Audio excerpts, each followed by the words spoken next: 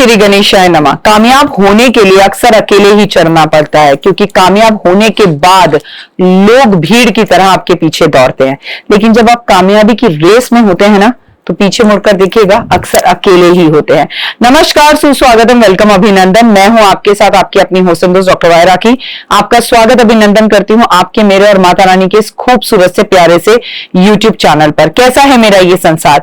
दिन दुगनी रात चौगनी, आप तरक्की करें, आपके जीवन में हमेशा खुशियां और बहार रहे, जिंदगी में कोई दुख, कोई कष्ट और तकलीफ आपको छू ना पाए। ओए हुए 20 मई पर पहुंच गए हम। देखिए कैसे ऐसे ऐसे जादू की तरह समय बीतता है। और मजे की बात बताऊं, आज 20 अप्रैल है, जिस दिन मैं ये शूटिंग कर रही हूं। हम अपनी वीडियोस 1 महीने पहले शूट करते हैं। अगर आप मेरे संसार का हिस्सा पहले से हैं तो ये बात आपको पहले से ही पता होगी। आज हम बात करने वाले हैं सोम प्रदोष की। 20 मई को प्रदोष है, और प्रदोष एक ऐसी तिथि है जो शिव और पार्वती को समर्पित होती है। इस विषय में मैं आपको सारी जानकारी दूंगी, लेकिन कार्यक्रम की शुरुआत हमेशा की तरह बिलीव इन कर्मा।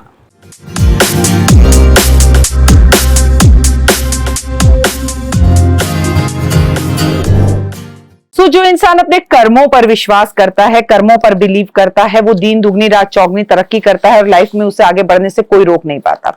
सोम प्रदोष की बात की जाए, कोई भी प्रदोष जिस दिन पड़ता है उसका नाम होता है। अब ये 20 मई वाले दिन मंडे है, इसलिए इसे सोम प्रदोष कहते हैं, क्योंकि ये सोमवार को पड़ रहा है। इस स्थिति की विशेषता यह होती है कि शिव और पार्वती मां की पूजा इस दिन की जाती है, लेकिन प्रदोष का मतलब होता है शाम का समय। शाम के टाइम पर यह पूजा की जाती है, आराधना अर्चना की जाती है।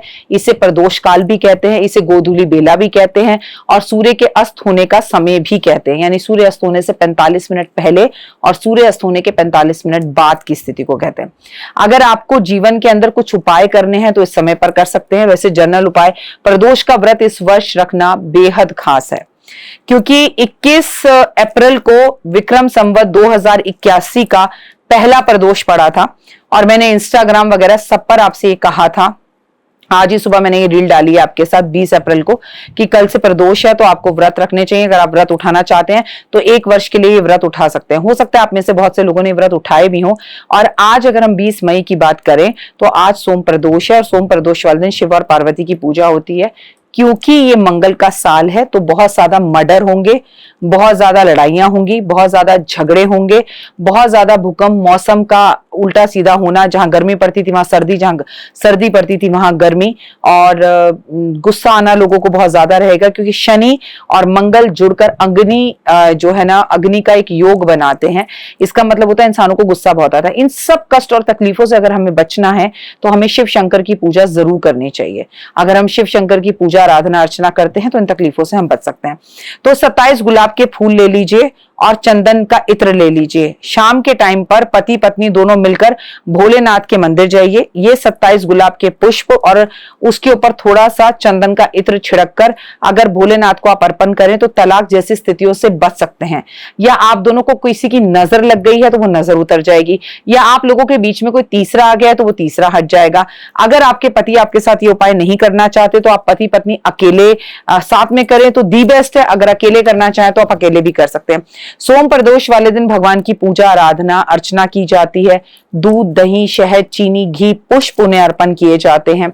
भगवान को बेलपत्र अर्पण किए जाते हैं। जो जो कुछ हम शिव शंकर की पूजा में करते हैं वही सब कुछ हम हर प्रदोष में करते हैं। और हम चाहें तो हर रोज शाम को प्रदोष काल होता है, हर रोज हम प्रदोष काल में भी कर सकते हैं। लेकिन प्रदोष 2 होते हैं, एक शुक्ल पक्ष का, एक कृष्ण पक्ष का। इन दोनों ही प्रदोषों के व्रत रखने में कोई परेशानी नहीं होती, और कोशिश करनी चाहिए कि हम ये दोनों ही व्रत जरूर रखें, तो हमारे जीवन में जबरदस्त बदलाव दिखते हैं। मैं आपको बता दूं, अगर धन संबंधी आपको कोई भी समस्या या परेशानी आ रही है तो आपको ये सोम प्रदोष वाले दिन 20 मई को करना क्या है कि रात की रानी के फूल लेने हैं। अगर आपको किसी कारण से रात की रानी के फूल ना मिले तो उसका इत्र आपको बहुत आसानी से मिल जाएगा।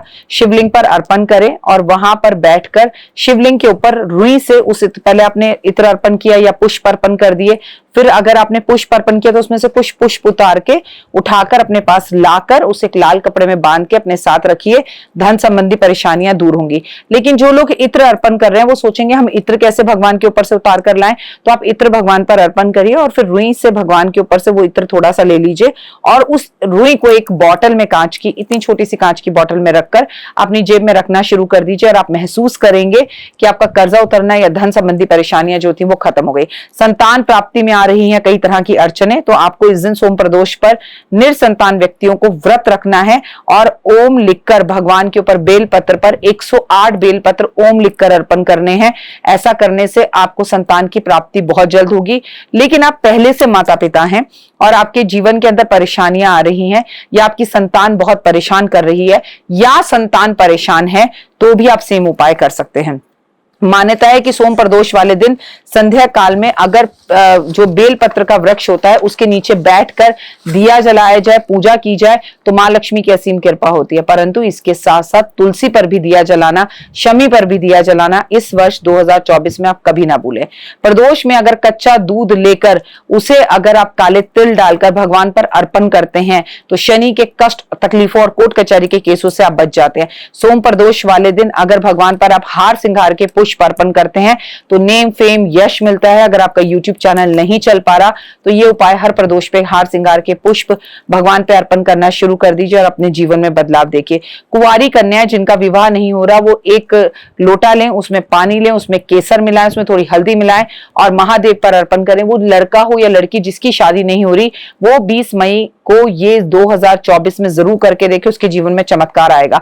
आंकड़े के फूल भगवान पर अर्पण करने से आपका कर्जा बड़ी स्पीड से उतरता है और जीवन में बदलाव आता है। प्रदोष में अगर आप भगवान की पूजा करते हैं तो 21 बेलपत्र साफ कर उसके ऊपर सिर्फ श्री राम लिखकर अगर महादेव पर अर्पण करते हैं तो अनचाही चीज जो आपको लगता हो कि आपकी पहुंच से भी बहुत ऊपर की चीज है वो भी महादेव आपको खुश होकर दे देते हैं। इससे वे बेहद ज्यादा खुश होते हैं क्योंकि महादेव से एक बार पार्वती ने पूछा कि सारी दुनिया तो तुम्हारा नाम जपती है, तुम किसका नाम जपते हो? तो भोलेनाथ ने मुस्कुराकर कहा मैं सारा दिन सांसों की माला पे राम राम राम जपता हूं।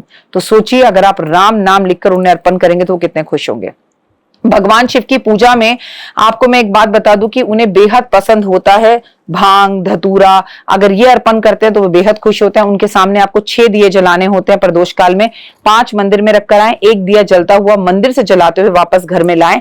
रास्ते में ये बुझ जाए दोबारा इसे घर आके जला लें और अपने घर के दाएं तरफ इस दिए को जलाएं तो बहुत उत्तम होता है। अगर हमेशा किसी ना किसी चीज का भय आपको रहता है जिससे आप डर महसूस करते हैं, लोगों का डर आपको रहता है, तो इस दिन 1.25 किलो तिल और काली दाल जो होती है वो भगवान पर आपको अर्पण करनी होती है और अगर आप ऐसा करते हैं तो आपका भय, कष्ट और तकलीफों से आपको मुक्ति मिलती है।